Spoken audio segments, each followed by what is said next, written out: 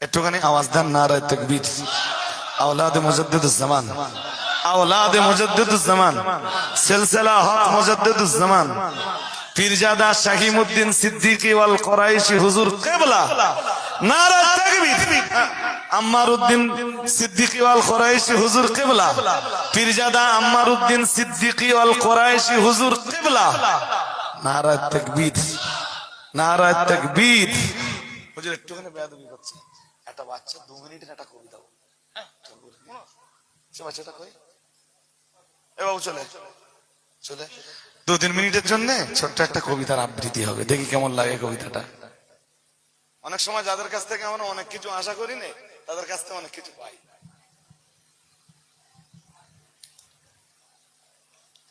আসসালামু আলাইকুম ওয়া রাহমাতুল্লাহি ওয়া বারাকাতুহু। খাদিজাতুল কুবরা বালিকা এতিমখানা ও মাদ্রাসাকে নিয়ে আমি একটি গজল পরিবেশন করছি, আপনারা শুনুন।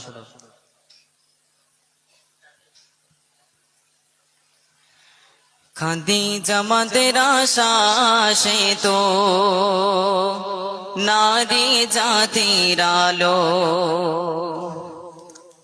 খাদিজা আমাদের আশা, সে তো নারী জাতির আলো। জাগার সিলাই নারী শিখান, জাগার সিলাই নারী শিখান, কাটিছে আধার কালো। খাদিজা আমাদের আশা, সে তো নারী জাতির আলো। খাদিজা আমাদের আশা, সে তো নারী জাতির আলো। জাগার ভয়ে হিংস করে দয় জ্বলছে সারাক্ষণ, ব্যর্থ তারা মদ সাগর নাম ছড়িয়েছে দ্বিগুণ। জাগার ভয়ে হিংস করে দয় জ্বলছে সারাক্ষণ, ব্যর্থ তারা মাদ্রাসার নাম ছড়িয়েছে দ্বিগুণ। শিক্ষা বিহীন মূর্খের ফাঁদে, শিক্ষা বিহীন মূর্খের ফাঁদে জড়াবো না কখনো। খাদিজা সে তো নারী জাতির আলো। জাগার সিলাই নারী শিখান, কাটিছে আধার কালো। খাদিজা আমাদের আশা, সে তো নারী জাতির আলো। অল ইন্ডিয়া সুন্নাতুল জামাত মোদের সংগঠন, মুফতি সাহেবের হুঙ্কার, সে তো বাতিলের ভয়ের কারণ। অল ইন্ডিয়া সুন্নাতুল জামাত মোদের সংগঠন, মুফতি সাহেবের হুঙ্কার বক্তব্য বাতিলের ভয়ের কারণ। বাঁচাতে সিলসিলা বন্ডামি ছেড়ে, বন্ডামি ছেড়ে সঠিক পথটা ধরো। খাদিজা আমাদের আশা, সে তো নারী জাতির আলো। 15-16 কাটে গেলে খাদিজা আমাদের আশা, ভক্তবৃন্দের ঢল নেমে যায় আমাদের আশা আঙিনায়। শুনবে তারা হাদিস কুরআন, শুনবে তারা হাদিস কুরআন, বাড়াবে ঈমানের আলো। খাদিজা আমাদের আশা, সে তো নারী জাতির আলো। জাগার সিলাই নারী শিখান, কাটিছে আধার কালো। খাদিজা আমাদের আশা, সে তো নারী জাতির আলো। পশ্চিম বাংলায় আছে অনেক মহিলা মাদ্রাসা, সবার সেরা বৃহত্তম খাদিজা মাদ্রাসা। পশ্চিম বাংলায় আছে অনেক মহিলা মাদ্রাসা, সবার সেরা বিগতম খাদিজা মাদ্রাসা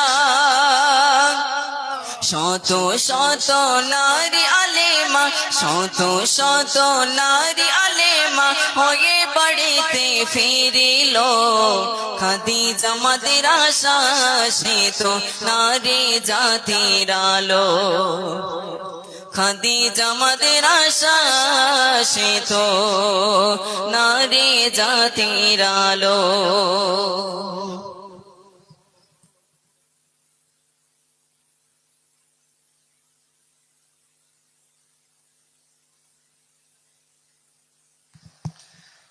হুজুর এসেছেন সুদূর ফুরফুরা শরীফ থেকে পীরজাদা আম্মার উদ্দিন সিদ্দিকী অল কোরাইশি হুজুর।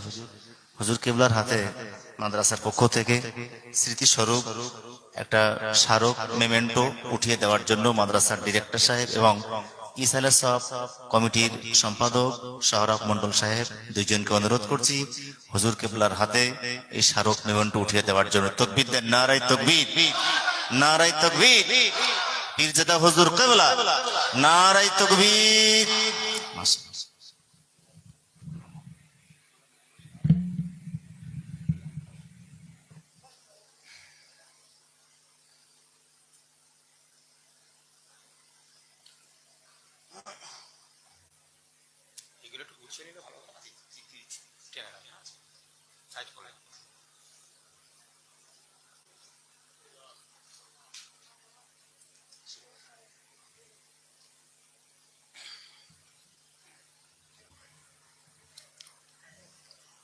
আসসালামু আলাইকুম। আল্লাহ পাকের ইচ্ছা আল্লাহ নিয়েছেন, বেশি রাত নয়, সংক্ষেপে দু একটা আলোচনা করি, মোনাজাত করে দিব। যেহেতু কালকে আগামীকাল আরো সব আলোচকরা আসবেন, সারা রাত ব্যাপী একটা জলসা হবে। তার বাদেও মৌলানা আমার মুফতি রজব আলী সাহেব আমাকে অনেক দিন থেকেই বলছে একবার আসেন না আমাদের এই মাদ্রাসাটাই, মহিলাদের নিয়ে একটা শিক্ষা কেন্দ্র করেছি। যাই হোক, আল্লাহ পাক নিয়ে এসেছেন। আপনাদেরকে আমি আরেকবার অনুরোধ করছি, আমার ভাই করেছেন, আমিও একটু অনুরোধ করছি, সকলে একটু বসে যান, সময় বেশি নেব না। উনি যে বলছে 1 ঘন্টা 1.5 ঘন্টা বলছে, ঠিক আছে, কিন্তু এখানে বসে একটা খাওয়ার ব্যাপার, খানা খাওয়ার ব্যাপার আছে না নাই, সেদিকটা লক্ষ্য রাখতে হবে। যাক, আমার খুব ভালো লাগলো যে আজকে মহিলারা অবশ্যই দরকার, সকলে চলে আসুন। বিসমিল্লাহির রহমানির রহিম। ইন্না হামদালিল্লাহ নাহমাদুহু ওয়া নুসাল্লি আলা রাসূলিহিল কারীম। أما بعد فيا أيها الحاضرون رحيمنا ورحيمكم الله. فقال الله تعالى في القرآن المجيد وفي الفرقان الحميد: إن الله وملائكته يصلون على النبي يا أيها الذين آمنوا صلوا عليه وسلموا تسليما. اللهم صل على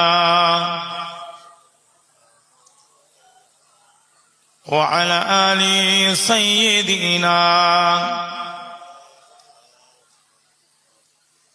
মদিনা মদিনা মদিনা মদিনা।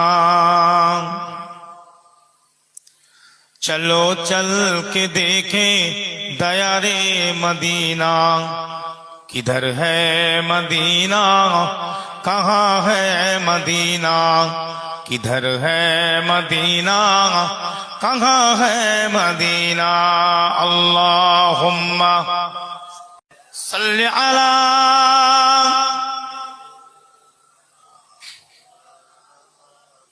وعلى آله जुबा पहले जमजम के पानी से धो लो सुनेंगे न क्यों तुम अदब से तो बोलो अदब से तो बोलो मैं मुजरिम इहाँ का मुझे साथ लेना मदीना मदीना है प्यारा मदीना मदीना मदीना किधर है मदीना अल्लाहुम्मा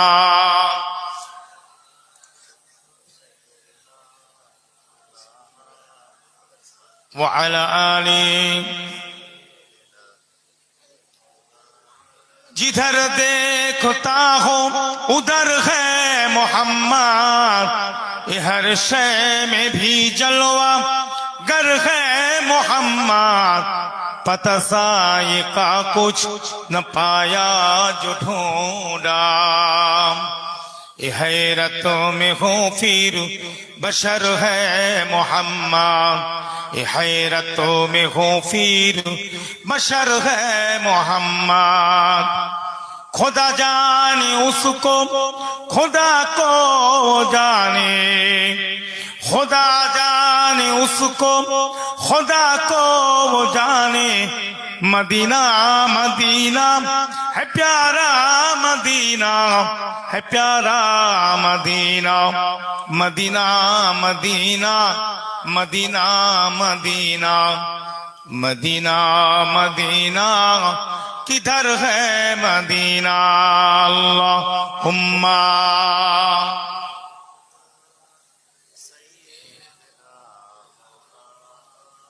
وعلى آله المحبة لا إله إلا الله لا إله إلا الله لا إله إلا الله محمد رسول الله اللهم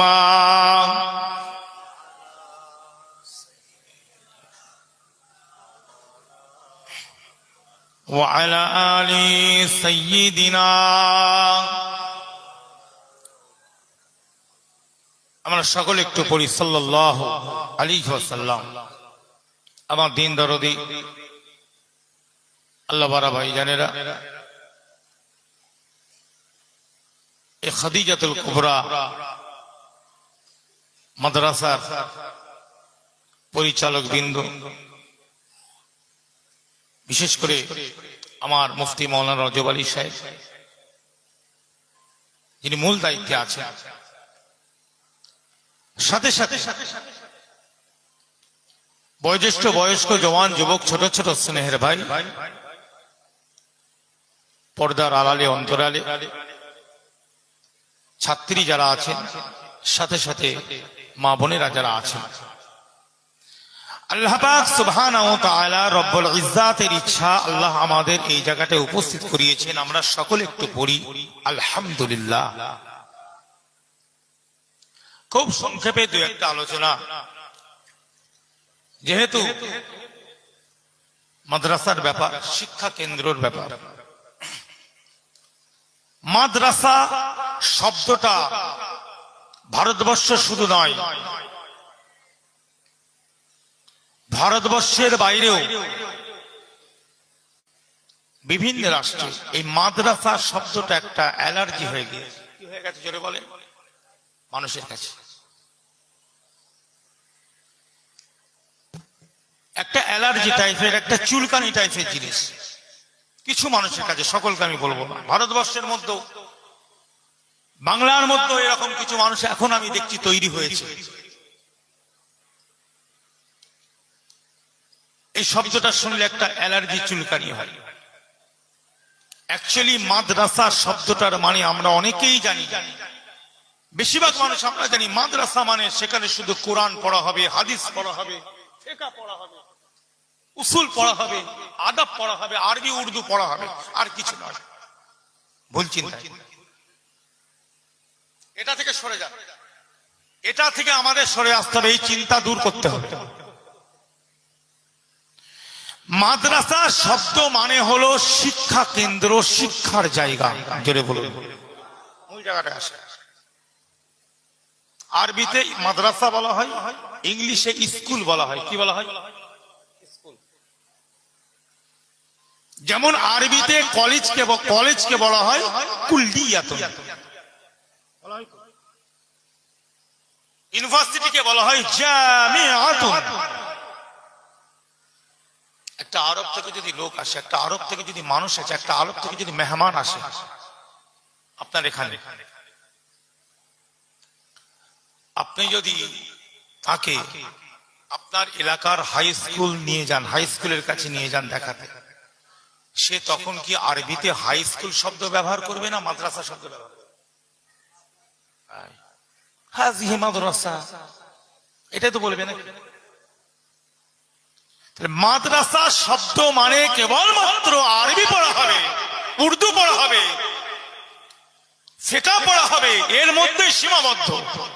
নো, নেভার। এটা রং চিন্তা আমাদের। মাদ্রাসা মানে সর্ব সাবজেক্ট, সেখানে বাংলাও থাকতে পারে, সেখানে অঙ্কও থাকবে, সেখানে ইংলিশও থাকবে, সেখানে ভূগোলও থাকবে, সেখানে হিস্ট্রি থাকবে, সায়েন্স থাকবে, লাইফ সায়েন্স থাকবে, ফিজিক্যাল সায়েন্স থাকবে, তার সাথে আরবিও থাকবে, তাফসীরও থাকতে পারে, হাদিসও থাকবে, ফিকহ থাকবে, উসুল থাকবে, ওটাও থাকবে, এটাও থাকবে। শিক্ষার জায়গা। এই জায়গাটা আমরা বসে আছি, এই যে জায়গাটা আমরা বসে আছি, আল্লাহ রসুলের যুগে মাসনুন তরিকার মাদ্রাসায় আমরা বসে আছি। জোরে বলুন, লজিক কাটতে পারবেন? আল্লাহ নবীর যুগে কোনো ক্লাস ছিল, সানাদ ছিল, সার্টিফিকেট ছিল, first division, second division, third division, stand, এইসব ছিল না।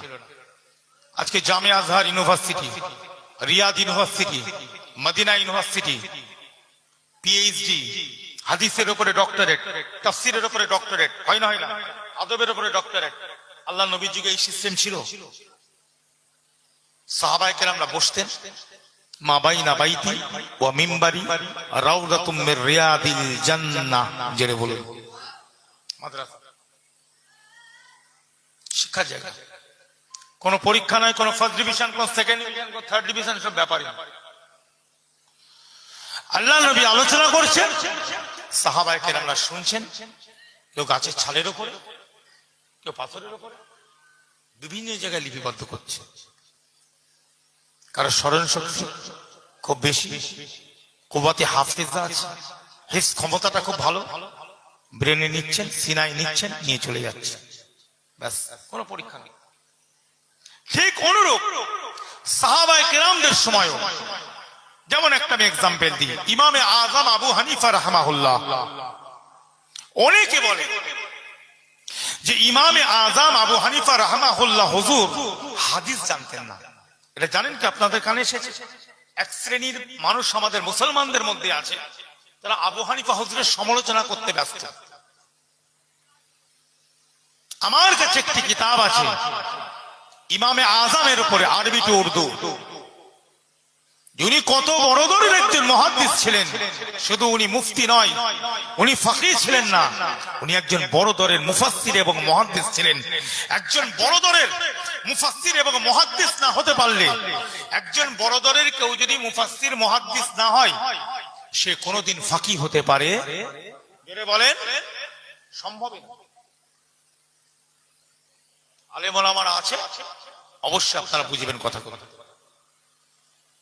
আপনি যদি কোরআন তাফসীর না জানেন ভালো করে, আপনি যদি হাদিসের তাশরীহ, হাদিসের বিশ্লেষণ বা হাদিসের ব্যাপারে, উসুলে হাদিসের ব্যাপারে যদি আপনার জ্ঞান না থাকে, ইমামে আযম ভালোভাবে তাফসীর করেছেন, ভালোভাবে হাদিস পড়েছেন, কোরআনটাকে ভালোভাবে বুঝেছেন,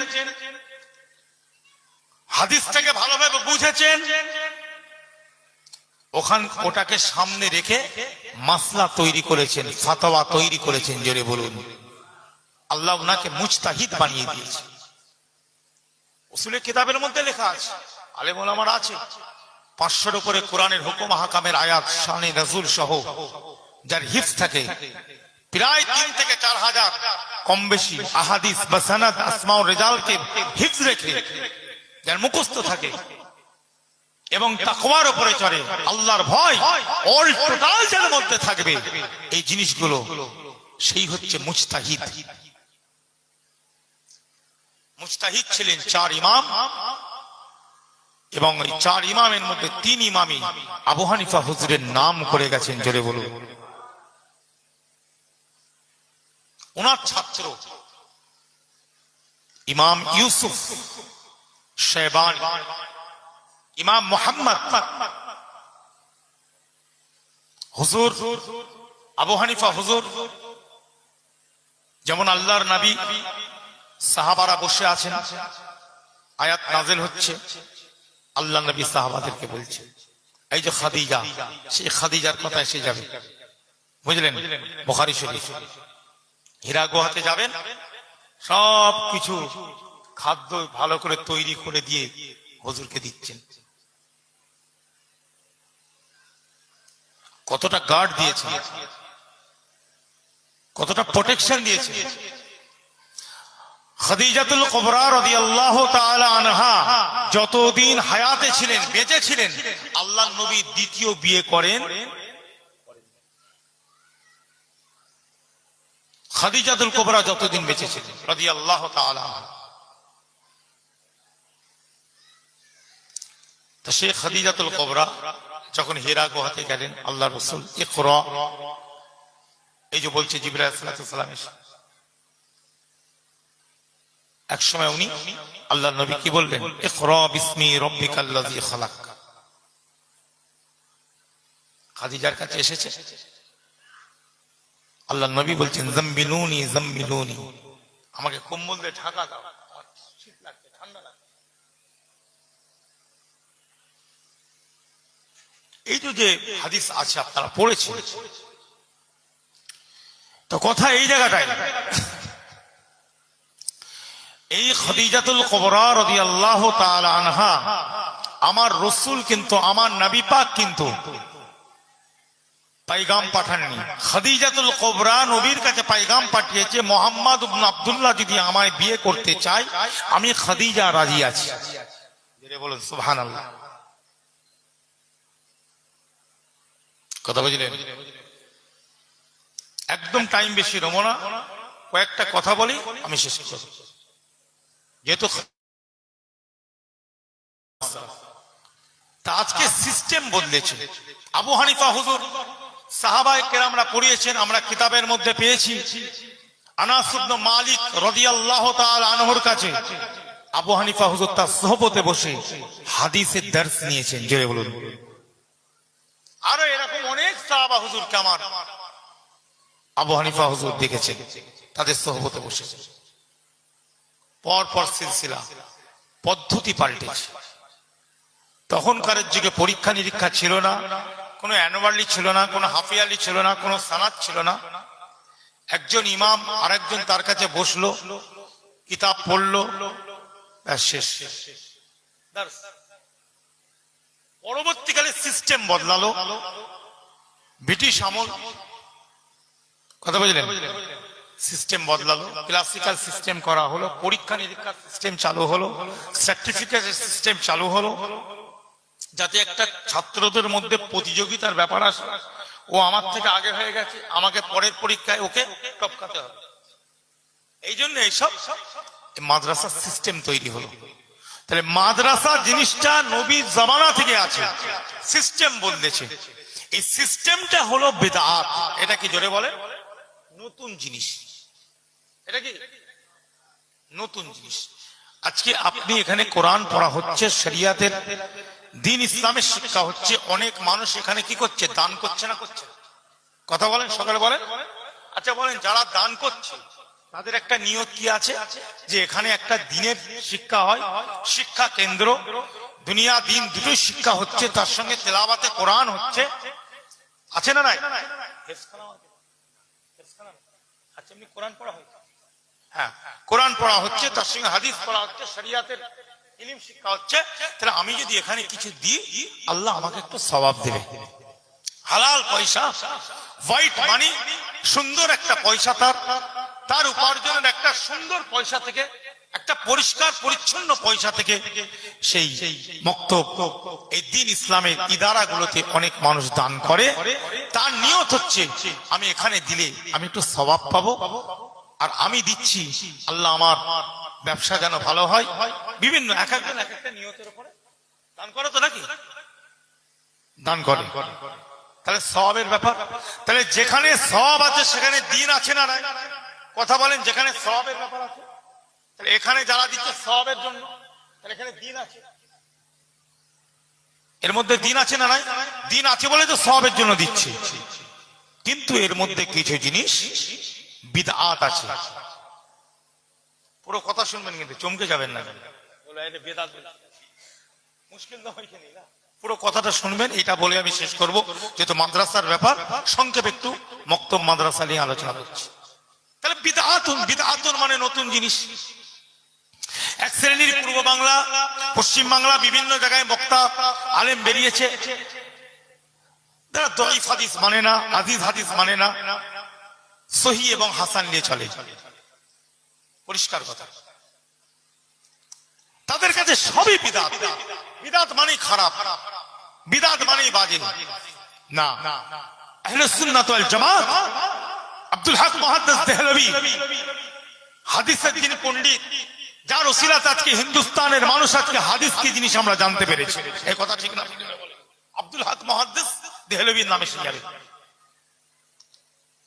মুজাদ্দিদ শাহ ওয়ালিউল্লাহ মুহাদ্দিস দেহলভী আজকে হাদিস কি জিনিস, দ্বীন কি জিনিস, উসুল কি জিনিস আজকে আমরা জানতে পেরেছি। কার ওসিলায়? মুজাদ্দিদ শাহ ওয়ালিউল্লাহ মুহাদ্দিস দেহলভীর ওসিলায়। জোরে বলুন। আজকে সেই মানুষগুলো, শুধু তাই নয়, বুখারী শরীফের হাদিস আপনি পড়েছেন, সেই উমারে ফারুক, সেই তারাবির নামাজ জামাতের সাথে আদায়ের ব্যাপার আল্লাহ নবীর যুগে নাই, আবু বকর হুজুরের যুগে নাই। হাদিস থেকে পাওয়া যায় আল্লাহর নবী কেবল মাত্র 2 থেকে 3 বার মসজিদে তারাবির নামাজ পড়েছেন। তার বাদেই যখন দেখছেন অনেক লোক জমা হয়ে যাচ্ছে, উনি ঘরে চলে গেলেন, মসজিদে আর তারাবির নামাজ পড়েননি। আবু বকর হুজুরও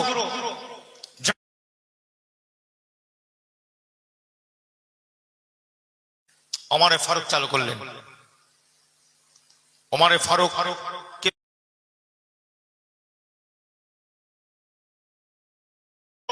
শিক্ষিত, এডুকেটেড, প্রশ্ন করেছিল, এই ওমর আপনি এটা বিদআত,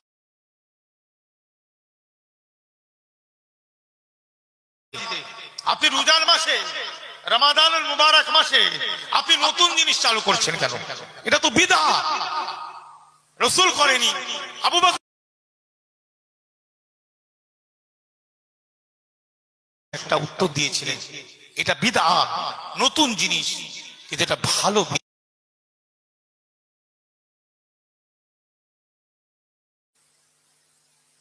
তাহলে নতুন জিনিস চালু,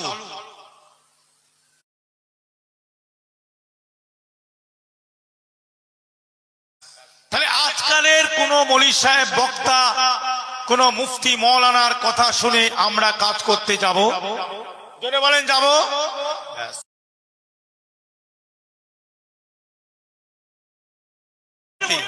এই হাদিসকে সম্মুখে রেখে বড় বড় মুহাদ্দিসিনে কেরামরা, আপনাদেরকে একটু টান দিতে হবে না? টান দিয়ে ওয়াজ করতে হবে একটু,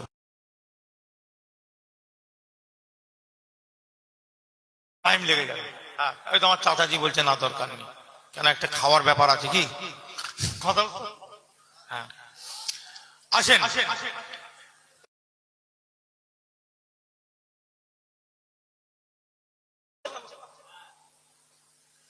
এই বেদাত চালু হয়ে গেল। বিদআত, এই বিদআতের দুটো ভাগ হলো, একটা ভালো বিদআত,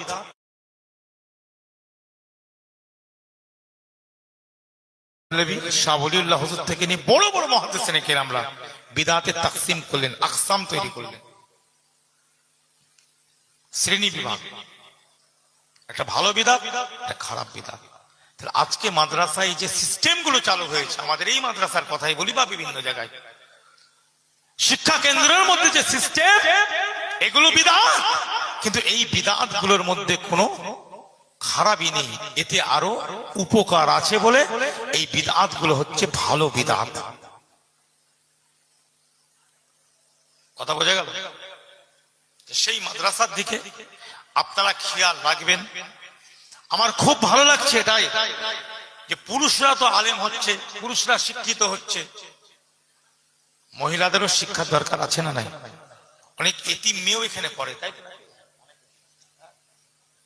এটা আমার খুব ভালো লাগলো। কেন, আমার আব্বাজান কুতুবউদ্দিন হুজুর, চেনেন তো, নামটা জানেন না?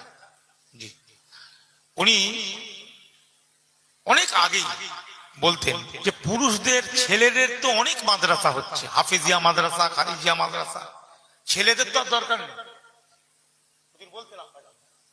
আমার সবচেয়ে এই জন্য ভালো লাগে যে মেয়েদের কিছু করো, এতিম মেয়ে যাদের বাপ মা নেই, পিতা নাই, মা আছে, খুব কষ্ট পাচ্ছে, তাদের জন্য এতিমখানা করো, তাদেরকে তো শিক্ষা দাও, তাদের বিয়ে শাদীর ব্যবস্থা করে দাও। কেন, তারা মহিলা, মুসলমান মেয়ে, কোথায় যাবে তারা? তাদের তো মাথা ছাতা নেই।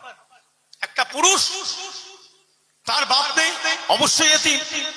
যতক্ষণ নাবালেগ অবস্থায় থাকে ততক্ষণ এতিম থাকে।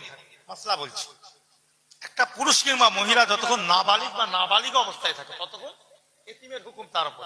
বালিগার বালিগা হয়ে গেলে আর এতিমের হুকুম থাকে না। এটা অনেক মৌলানা মুফতি আছেন, ওরা জানবেন। হ্যাঁ, কিন্তু তার বাদেও বালেগা বালিগ হলেও তাদের বাড়িতে গিয়ে ঠিক পরিস্থিতি খুঁজে পাই না। কি কথা ঠিক না? ওই জন্য তাদেরকেও রেখে একটু লেখাপড়া হলো।